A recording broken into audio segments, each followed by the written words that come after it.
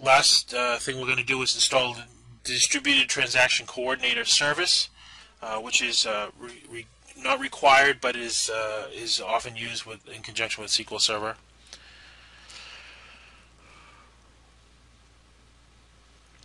And we're configuring application, and next, and Distributed Transaction Coordinator is selected, and click on next.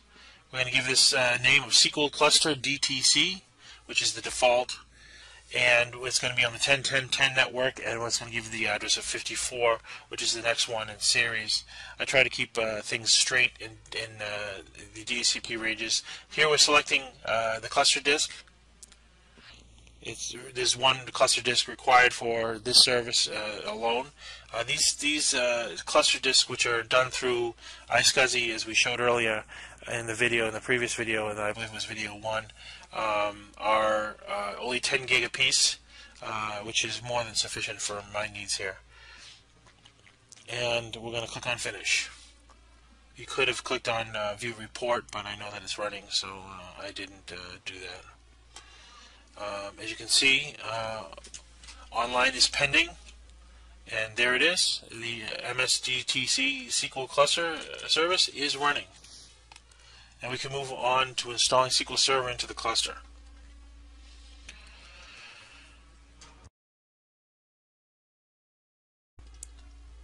Okay. Alright. Now, this brings us to a bug which is in Proxmox 2.0 because it is still in beta, which is very annoying. It does not acknowledge the change of the ISO files in the CD-ROM. So the workaround for that is to actually create a second VM, a fourth VM with just Windows 7 installed, and mounting the ISO, and you'll need a reboot, but just uninstalling the CD-ROM and reinstalling the CD-ROM with the right ISO in that virtual machine and accessing it over the network. It's a pain, but it's necessary. It does, because it doesn't acknowledge it. I've filed a bug report, and I'm waiting to hear back on that. There we are. We go to a share, and we install it. It takes a little bit longer because it's going over the network to bring the files down, but it is a virtualized network, so it's not that bad. Again, here I'm describing the bug in version Proxmox 2.0 beta, which leaves you unable to swap CD-ROM images in CD-ROM. The workaround is sloppy.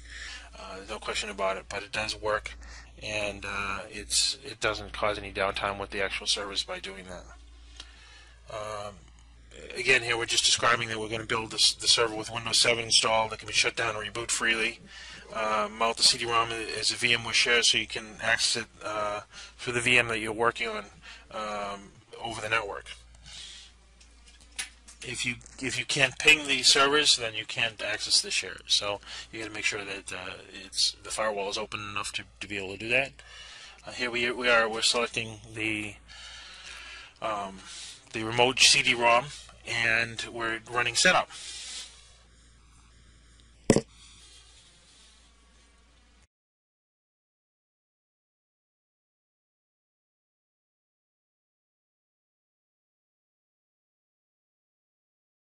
The SQL Server installation starts, and that's going to take a few moments. And we're going to go to Planning and Server Configuration Checker and run that configuration checker to make sure that it runs. As we can see here, we passed 15, failed 3 with warnings, warning 0.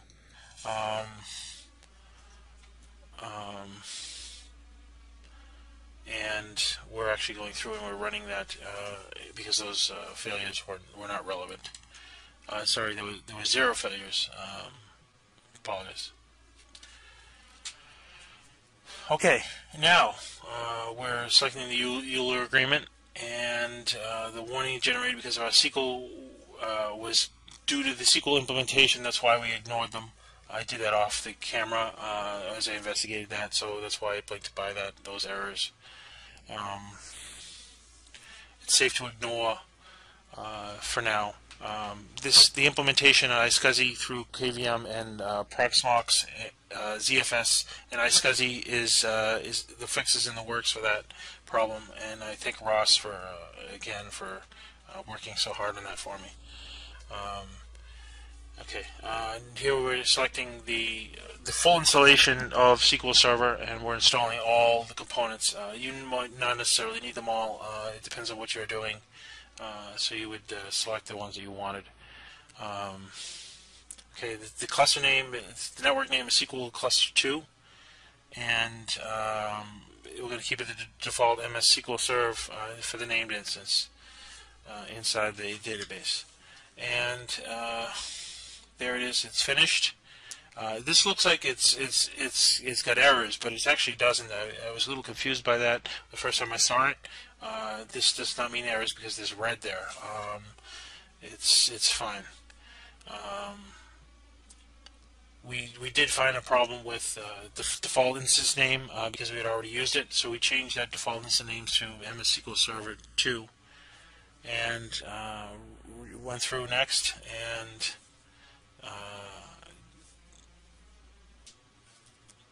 ran it.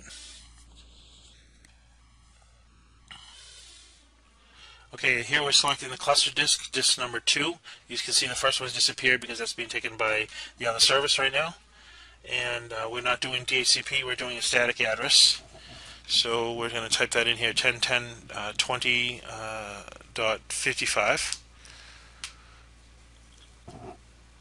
Now, somewhere along the line here, we had errors related to the 10.10.20 network being selected.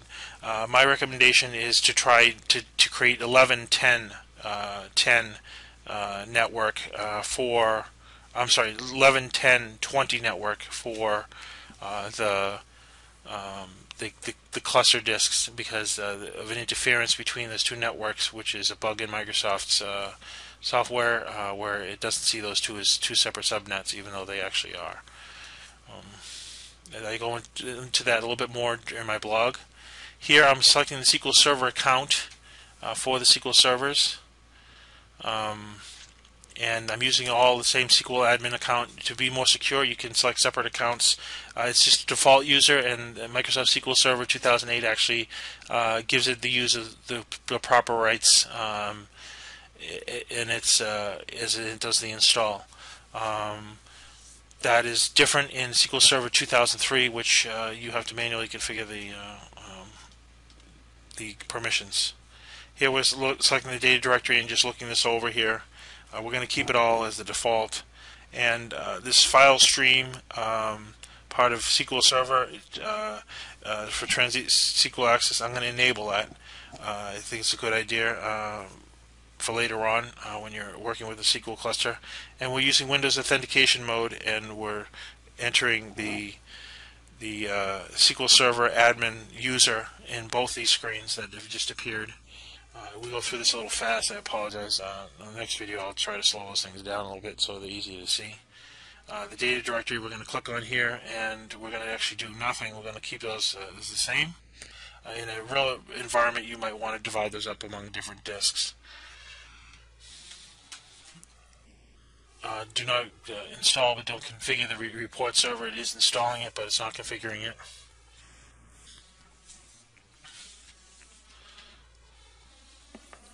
Okay, 3 updates were not applicable. 2000 file stream, hotfix check, and a couple of others. They weren't relevant, so it just generated a warning there. That's okay. Now everything is selected and everything's ready to run, and the installation of the SQL Server is going to go ahead and go forth.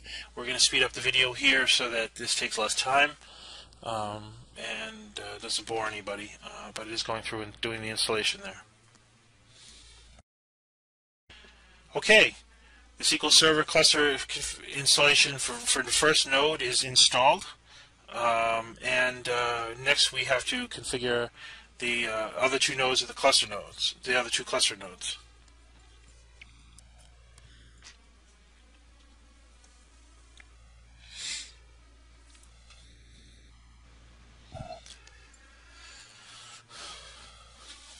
Okay, we're checking the rules as to the installation. We didn't show it, but we actually selected add node to a SQL Server failover cluster there, which is just above the dialog box that shows there. And then we're going to accept the Euler agreement terms, and we're going to process the information. Now it finds the cluster, which is good. So it's expecting those nodes to be there. It's doing a rule check right now, and give that a few moments.